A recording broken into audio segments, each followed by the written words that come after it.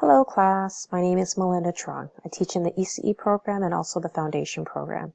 In this video, I will give you a mini tour of the course shell to give you a better understanding of where everything is. I'm showing you one of my courses that I teach from Foundation.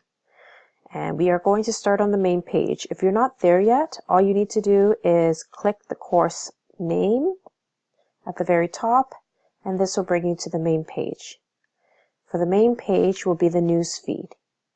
This would be all the updates or information the professor wants students to know. You would also check this regularly to keep up to date with everything. The next would be Contents. This tab brings you here, which is where all the week's materials would be posted.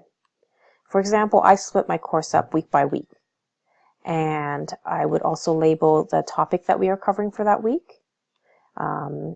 Professors do it a little bit differently, but roughly it's about the same layout.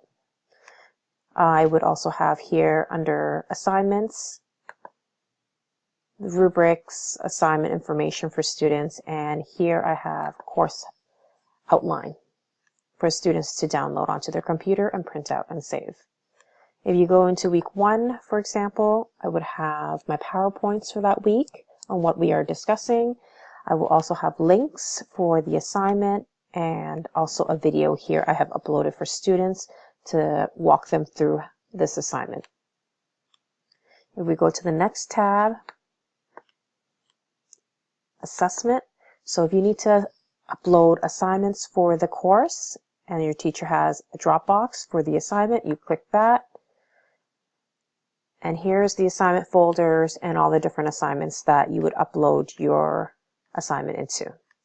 So Dropbox for assignment schedule would be there. What is your relationship to reading, and so forth.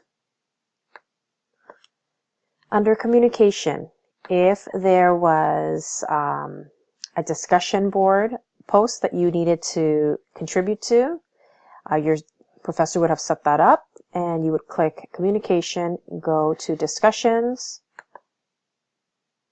and then you would post your answer under whichever topic that you guys are discussing for that. And the last part, which I forgot to mention earlier, would be where you can access your grades for each assignment for you to view. You click that. And again, depending on the assignment, you can just click the assignment and then you can access the grades there. I hope this video was helpful, and thank you.